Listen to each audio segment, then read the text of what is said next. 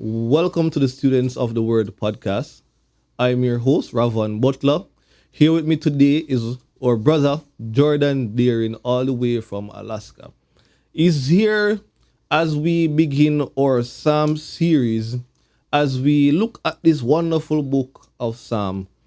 Many persons find the book very interesting, a lot of powerful sayings, a lot of things that we can learn from. So as we start our series on Psalm, we start with Psalm 1. And when I was reading this Psalm, it reminded me of a story of this guy who was heading to work. And while going to work, he heard a beautiful sound.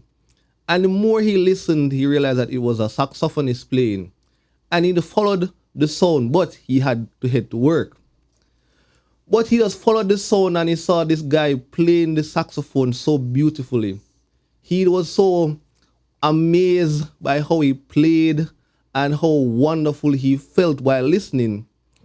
And then the music stopped. He checked his watch.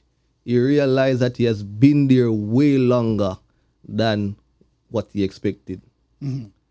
That's what Psalm 1 reminds me of as we look into Psalm 1. So Jordan, Psalm 1, especially verses 1 to about verse 3. But when I pay most attention to Psalm 1, it says, "Blessed is the man that walketh not in the counsel of the ungodly, nor standeth in the way of the sinners, nor sitteth in the seat of the scornful." When you hear this, what comes to your mind? I think it really shows the progression of sin. Mm-hmm. So it starts with standing or not walking in the counsel of the ungodly.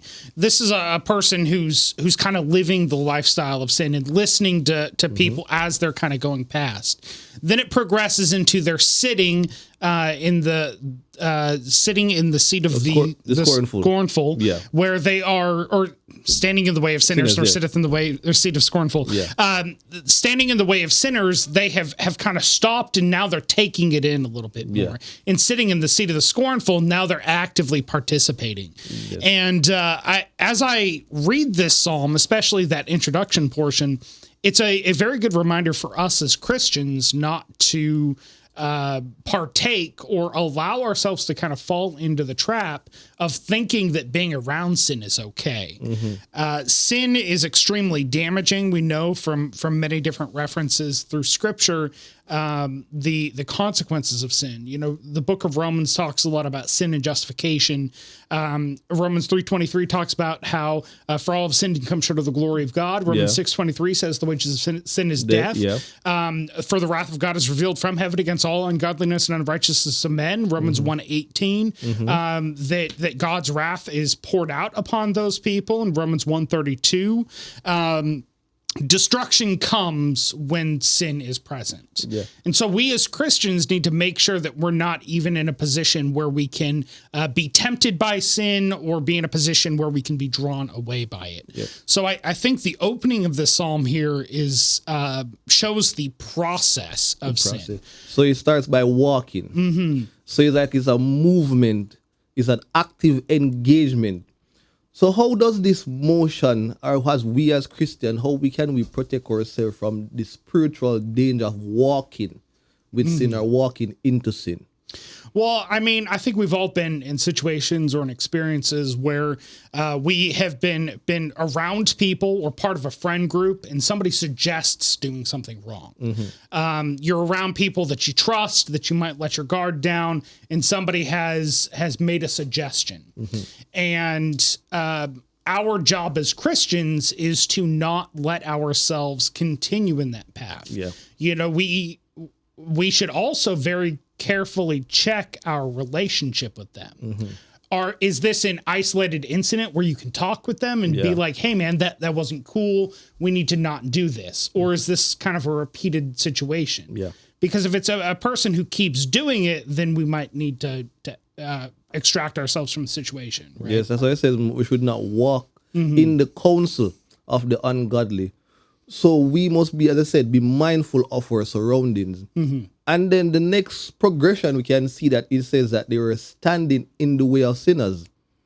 What does this shift in posture suggest from walking to standing?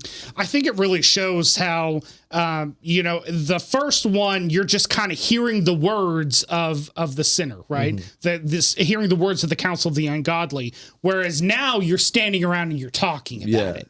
If you get curious. Yeah, if you've ever been in a group of guys and you're all standing around talking and somebody says something that you're like, hey, man, that's not cool. Or somebody, again, suggests something that you realize is ungodly.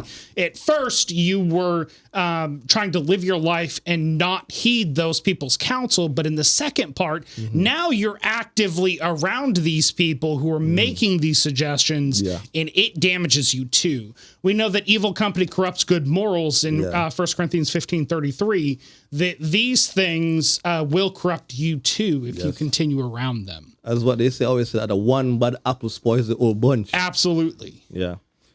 So why does knowing what is right but doing nothing about it makes a person spiritually accountable?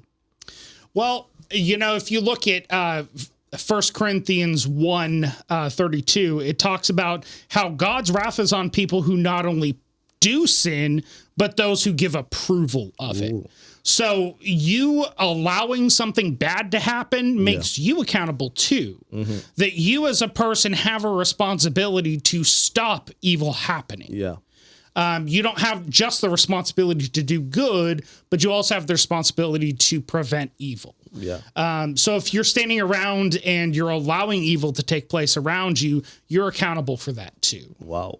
So just by standing, you're still held accountable to it. And then the next progression from walking to standing, now you get very comfortable so that you're now sitting. So like this is the final step of the progression of sin, where you're now sitting in it. So why is it so dangerous to be in this stage of sin, to be sitting in it? Well, if we look at the verse, it says, he that sitteth in the seat of the scornful. You're not just sitting around the scornful people, you are sitting in the scornful seat. Yeah. You are the guy who is actively making scornful comments. Wow. So you've gone from living a godly life and hearing the counsel of the ungodly to now standing around and talking with, standing in the way of sinners, but now you're actively participating in this sin. So you're now the person who is doing the sin. Wow. Yeah, you were actively partaking and living in this lifestyle of sin. It's incredibly dangerous and incredibly damaging. Sin doesn't usually happen like you go from being a perfect, upstanding person to committing a grievous sin. That doesn't typically happen. It'll happen in stages, and you become you become more comfortable with it, and you start relaxing into sin. There are many times where people will look back at their lives. I've talked with a lot of people who look back at their lives and they don't realize how they've gotten there. They started walking in godliness, and now they're sitting in the seat of the scornful. Where they get so comfortable, like it becomes a norm for them. It's like, for example, you just not being used to playing soccer. You go on the field, you're like, what am I supposed to do? But going to the field over and over again, you get so comfortable, you know how to kick the ball, you know different positions. So that's like with sin. It's not an overnight thing. It is a progress. Just as what we saw in the first verse of Psalm, it's done through stages. From walking, then you get comfortable, then you stand, then you reach to the point that you're actively participating in the sin. So I guess the way to avoid all of that is just to never hear the counsel of the ungodly in the first place, right? Like the Psalm says. Yes. That's why, as I said, you must know who you are around and who you associate yourselves with. And as we come to the end of our podcast, I hope that we learn something from the first verse of Psalm, that we should not walk in the counsel of the ungodly, nor stand in the way of sinners, or even to get so comfortable to sit in the seat of the scornful. So I hope you learn something from what we have said today, and we hope you join us another time. for the Students of the Word podcast. Thank you. Thank you.